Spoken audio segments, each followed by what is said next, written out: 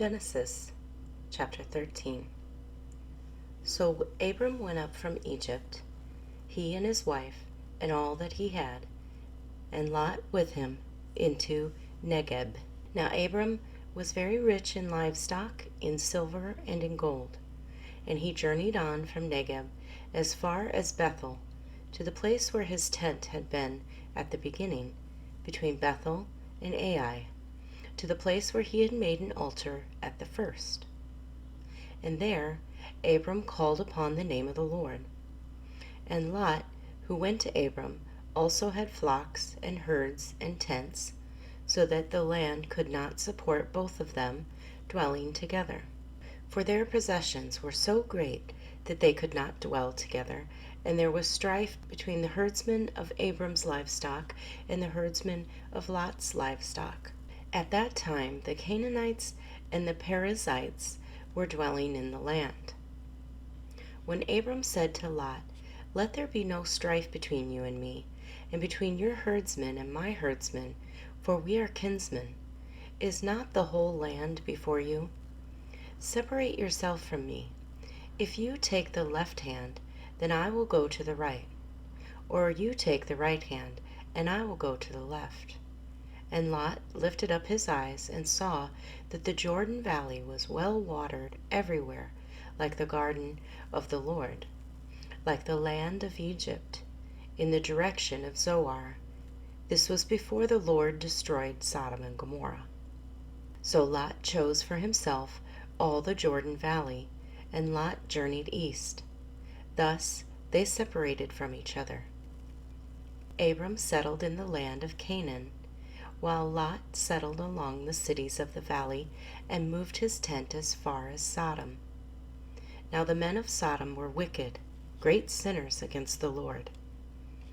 The Lord said to Abram, after Lot had separated from him, "Lift up your eyes and look from the place where you are, northward and southward and eastward and westward. For all the land that you see I will give to you and to your offspring forever. I will make your offspring the dust of the earth, so that if one can count the dust of the earth, your offspring also can be counted. Arise, walk through the length and breadth of the land, for I will give it to you." So Abram moved his tent and came and settled by the oaks of Mamre, which are at Hebron, and there he built an altar to the Lord. Genesis chapter 14.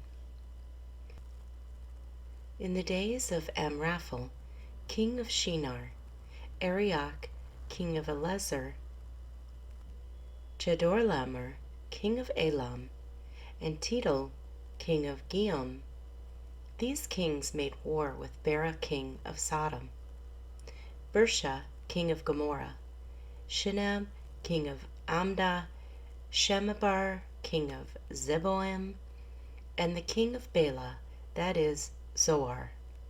And all these joined forces in the valley of Siddim, that is, the Salt Sea. 12 years they had served Chedorlaomer, but in the 13th year they rebelled. In the 14th year Chedorlaomer and the kings who were with him came and defeated the Rephaim, Ashtaroth, Karnaim, the Zuzim in Ham, the Emim, Sheva, Kiriathim, and the Horites in their hill country of Seir as far as El Paran, on the border of the wilderness. Then they turned back and came to En-Mishpat, that is, Kadesh, and defeated all the country of the Amalekites, and also the Amorites, who were dwelling in Hazazon Tamar. Then the king of Sodom, the king of Gomorrah, the king of Admah, the king of Zeboim, and the king of Bela, that is, Zoar, went out, and they joined battle in the valley of Siddim with Chedorlaomer, king of Elam, Tidal, king of Goam, Amraphel king of Shinar, and Arioch king of Elasar, 4 kings against 5. Now the valley of Siddim was full of bitumen pits, and the kings of Sodom and Gomorrah fled. Some fell into them, and the rest fled to the hill country. So the enemy took all the possessions of Sodom and Gomorrah, and all their provisions, and went their way. They also took Lot, the son of Abram's brother, who was dwelling in Sodom, and his possessions, and went their way. Then one who escaped came and told Abram the Hebrew, who was living by the oaks of Mamre, the Amorite, brother of Eshcol, and of Aner. These were allies of Abram. When Abram heard that his kinsmen had been taken captive, he led forth his trained men, born in his house, 318 of them, and went in pursuit as far as Dan. And he divided his forces against them by night, he and his servants, and defeated them and pursued them to Hobah, north of Damascus. Then he brought back all of the possessions, and also brought back his kinsman Lot with his possessions, and the women and the people. After his return from the defeat of Chedorlaomer and the kings who were with him, the king of Sodom went out to meet him at the valley of Shaveh, that is, the king's valley. And Melchizedek, king of Salem, brought out bread and wine. He was priest of God Most High. And he blessed him and said, Blessed be Abram by God Most High, possessor of heaven and earth, and blessed be God Most High, who has delivered your enemies into your hand. And Abram gave him 1/10 of everything. And the king of Sodom said to Abram, Give me the persons, but take the goods for yourself. But Abram said to his king of Sodom, I have lifted my hand to the Lord God Most High, possessor of heaven and earth, that I would not take a thread or a sandal strap, or anything that is yours, lest you should say, I have made Abram rich. I will take nothing but what the young men have eaten, and the share of the men who went with me. Let Aner, Eshcol, and Mamre take their share. Genesis chapter 15.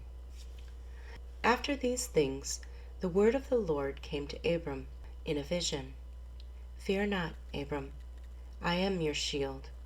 Your reward shall be very great. But Abram said, O Lord God, what will you give me? For I continue childless, and the heir of my house is Eliezer of Damascus.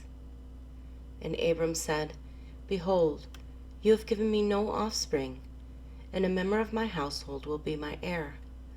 And behold, the word of the Lord came to him, This man shall not be your heir.